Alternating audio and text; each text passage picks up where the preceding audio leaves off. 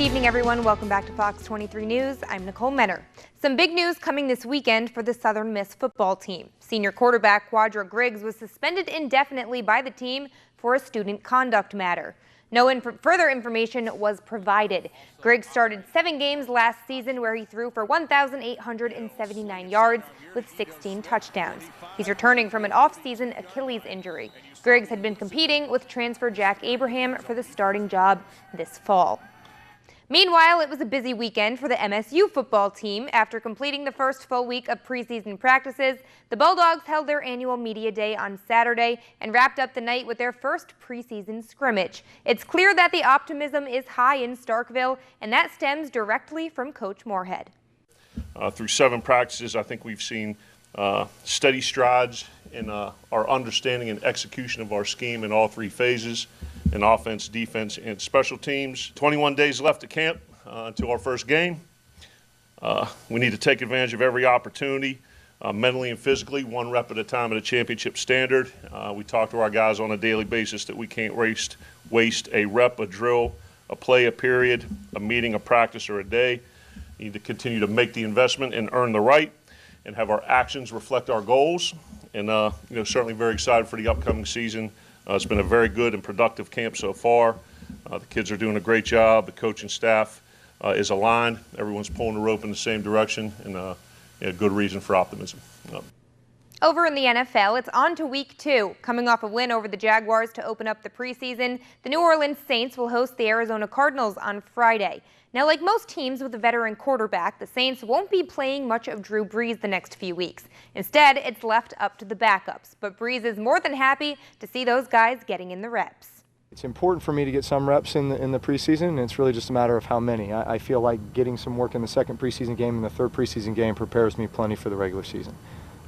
We got a lot of other guys that we're trying to get work, right? It's good that Taysom Hill gets a lot of reps, right, as we develop him. It's good that Tom Savage gets a familiarity and comfort level with this offense and these guys. It's important that J.T. Barrett gets some time. And I think just in the big picture, it's for those guys to be able to step in and run the huddle and do the things that's required of the quarterback position. So for me, what do I need to do to get ready to play for the regular season? I'm going to make sure I get that done out here and with preseason. And the rest of it is developing young players. Sunday Funday had an entirely new meaning yesterday. The final round of the PGA Championship had us on the edge of our seats all afternoon, thanks to Tiger Woods and his thrilling charge. Entering the day, U.S. Open champ Brooks Koepka held the 2-stroke lead, but Tiger was not far behind. Rocking his Sunday best red and that new look backwards cap, Tiger was roaring early on. His tee shot on the 3rd would be nearly perfect.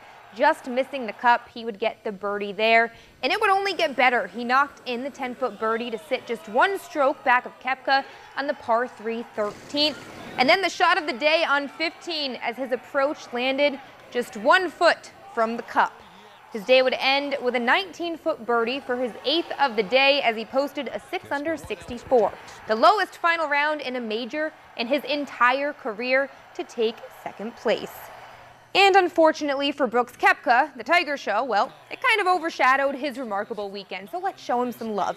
He put all that Tiger noise aside, and trust me, there was plenty of it in that crowd. 3 birdies in a row, including that one on the 9th hole. A laser shot here on the 16th to put him at 16 under.